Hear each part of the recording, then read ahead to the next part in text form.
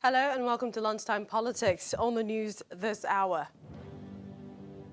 Senior advocate of Nigeria and human rights lawyer Mr. Femi Falana writes Attorney General of the Federation and Minister of Justice Abubakar Malami as he seeks release of the convener of the Revolution Now movement, Sowore. The SocioEconomic Rights and Accountability Project, SERAP, gets legal nod to compel the federal government of Nigeria to disclose details of alleged failed $460 million Abuja closed-circuit television CCTV project. Restructuring debate on the terms of coexistence of Nigeria continues to elicit wide perspectives from Nigerian leaders as Minister of Transportation Rotimi Amechi insists on the need to help financially weaker states.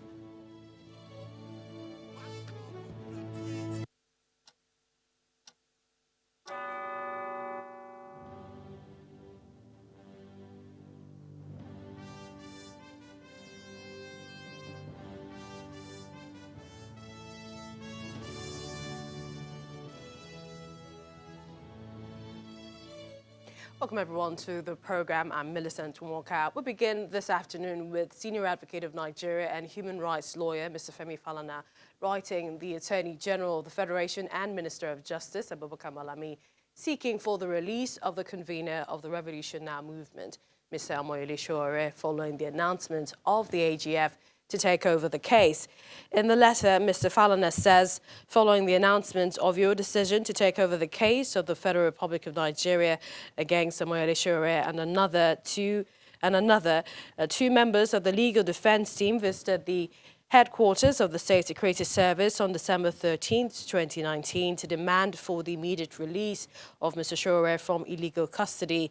Our colleagues were, however, advised to direct the request to your office in view of the fact that you have taken over the case from the State Security Service.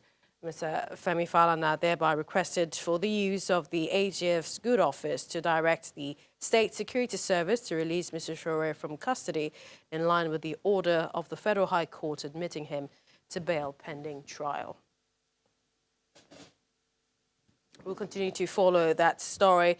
But in other news, President Muhammadu Buhari has commended soldiers of the Operation Lafia Dole and their Chadian counterparts fighting at the Lake Chad axis. The Minister of Defense, Bashir Magashi, retired, conveyed the president's message at the headquarters of Sector 3 in Monguno in Borno State. He was accompanied by the Chief of Army Staff, Lieutenant General Tukur Buratai, the Chief of Air Staff, Air Marshal Sadiq Abubakar, and other top-ranking officials of the Nigerian Armed Forces.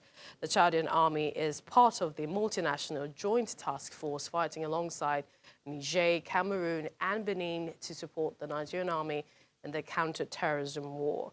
Mr. Magashi, while addressing the troops, said he has been talking to commanding officers and assured that the troops' welfare will be adequately taken care of.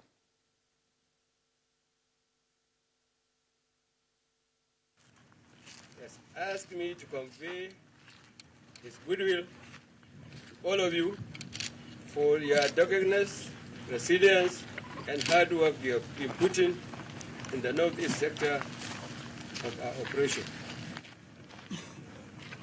My purpose of coming here is to see all of you, discuss with our colleagues from Chad, and see how we can improve our operational efficiency.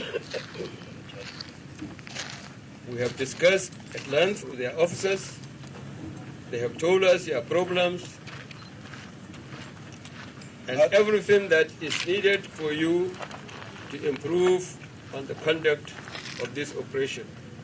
So our prayer is that you continue with the good work you have been doing and ensure that all what you are doing will not be left unattended. We will do our best to see that your welfare and motivation are well taken care of. Away from security, the SocioEconomic Rights and Accountability Project, SERAP, says it has won the first round of the legal tussle to compel the federal government to disclose details of the alleged failed $460 million Abuja closed-circuit television CCTV project. SocioEconomic had, in the suit filed last month, sought an order for leave for judicial review and order of mandamus to direct the Minister of Finance to disclose the details of local companies' Chinese contractors that received funds from the $460 million loan for the finance of the project, as well as provide details of the status of implementation of the project. Now, the suit followed SocioEconamic's Freedom of Information request submitted on October the 25th of this year to the Minister of Finance, Budget and National Planning, expressing concerns that Nigerians are being made to pay for the Chinese loans for failed and abandoned projects, which they haven't benefited in any way. Justice Anne-Marie Chikere granted the order following the arguments in court by an ex parte motion and later adjourned the suit till 24th of February 2020 for hearing of the substantive matter. And now, any restructuring plan for Nigeria must include provisions to help financially weaker states survive and perform basic responsibilities. This is the view of the Minister of Transport, Mr. Rotimi Amechi. He told Channels Television's Ladia Akeredoluale on our current affairs program, Newsnight, that possible fears about the survival abilities of states can be removed. I've changed my ideas about what I think this restructuring should be like.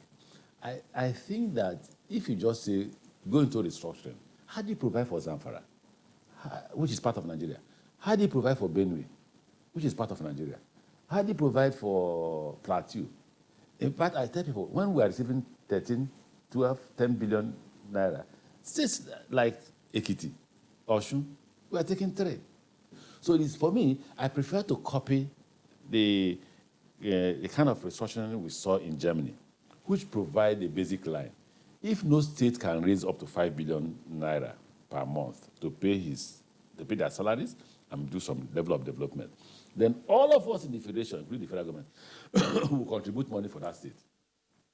That would be your idea yes. of how to so do which means you can devolve power, you can devolve revenue. But if no state can raise that kind of money to sustain that state, then both the federal government and, and all other state governments must come together to put money to enable that state to survive. And that money, we'll put a benchmark, maybe $5 billion, or 5 billion naira per state.